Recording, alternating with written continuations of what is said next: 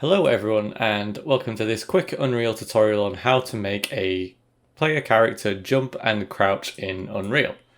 So it's fairly simple to do. The first thing that you need to do is add in your inputs for how you want to make your characters jump and crouch, and to do that we're going to use action mappings. So you want to go to the project settings of your project, click down on input in the engine, and then we're going to add two action mappings. The first one we're going to call jump because that will be the jump one, and on keyboard we are going to assign this to the spacebar. We're also going to add in, because I'm doing gamepad support as well, I'm going to add in the gamepad left thumbstick button. So when you, oh no, I'm not going to do that, that is for the crouch. I'm going to do the gamepad face button. So if you press A on an Xbox pad or X on a DualShock, you will call the jump action. And then for crouch, I'm going to do left shift on keyboard, and then for gamepad, I'm going to do the left thumbstick actual button. So left thumbstick button, like so. And that's how you set up your input to be read by the engine. Fairly common thing to do. And then we go into wherever you do your actions for your player pawn. So I'm using a character here. I call actions on my character from a player controller, but you might just be calling your input actions straight from the pawn, which is a fine thing to do. You'll be running the same code anyway.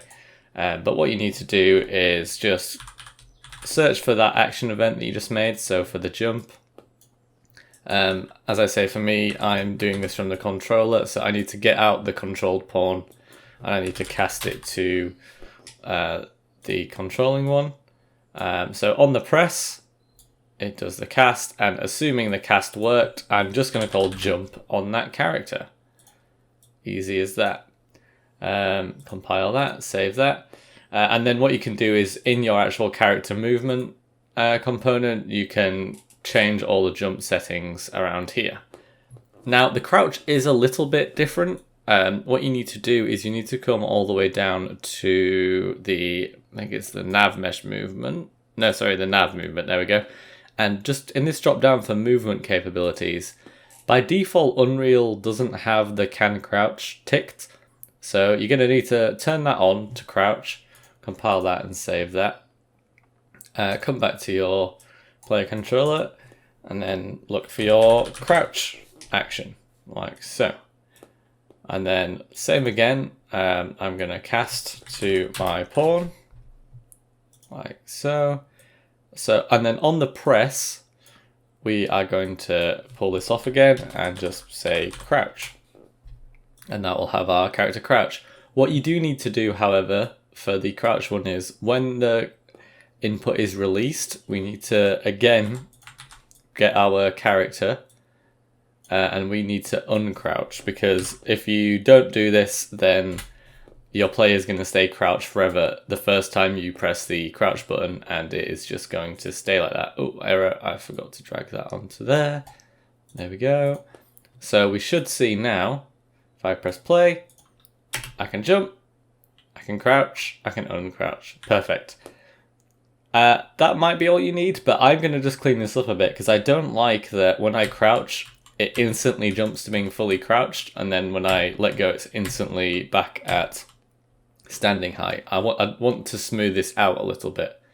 So to do that, I'm going to go back into my pawn, and I'm going to create two new events. I'm going to create a start crouch event.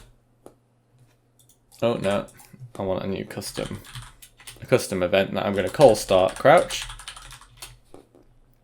And then another one, another custom event, custom event, and stop crouching. Like so. I have a boolean in my variables called isCrouching that I'm going to set when these come through. Now this isn't important for this tutorial per se, but in the future I want to start altering my movement speed and altering my stealth mechanics based on whether I'm crouching or not. So it's important for me to keep that variable. So when I start crouching, I'll set is crouching to true, and stop crouching, I'll set it to false. And then what I'm going to do is I'm going to add in a timeline.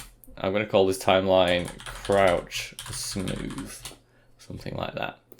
And what I'm going to do here is when I start crouching, I'm going to play this animation, and when I stop crouching, I'm going to reverse this timeline. So if I just double click on here, it'll take you to the timeline screen, add in a float track. I'm just going to call this lerp value, like so. The length is going to be quite short because I don't want it to take too much time. So 0.2 seconds is good with me. Add a key, and this one I'm just going to set to 0, 0. So at time 0, it'll be value 0, and then I'm going to add in another key, which is going to be at the maximum, so 0.2, and the value will be 1 for that. Compile and save that. Go back to my event graph, and then you see I have a lerp value here. So what I'm going to use this lerp value for is I'm going to lerp the height of the half height of the capsule from the maximum, so the normal standing height, to the crouched half height over a time of 0.2 seconds based on the timeline. So I can just plug that straight into the alpha, and just to neat things up, I'll bring this node down here. And then to get the half height of the capsule, what I want to do is grab the character movement, and then if you pull that out, that has a variable attached to it called get crouched half height, like that. And I'm going to plug that into the B value of the lerp. And then for the A value, I actually need to create a variable that I'm going to set on the begin of the begin play of this happening. So I've already set it up here. So what I do is when the event begin play is called, I grab the capsule component, not the character movement, the capsule component, and I get out the half height of that, because that will be, when we first start playing, it will grab the half height and we will know the normal height of the player.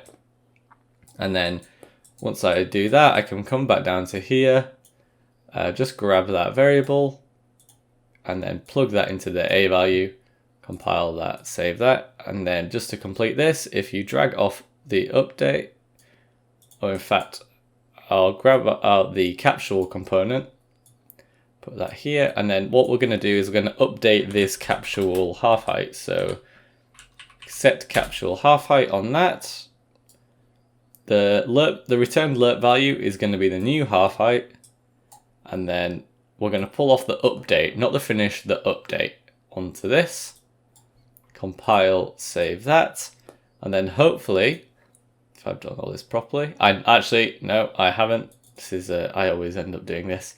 We're going to go back to the player controller, and instead of calling the Unreal functions crouch and uncrouch, we are now going to call my new functions, which is start crouch there, and then we're going to call stop crouch on here. And now, hopefully, when I press play, if I press shift, I crouch in a nice smooth animation. So that's it for this video. I really hope that helped out. If you have any questions or you want me to go over things in a bit more detail, please drop a comment below. I'm happy to do that. And if there's any tutorials you'd love to see in the future, again, just drop a comment below, and I'll get back to those as soon as possible. So thank you very much for watching. See you in the next one.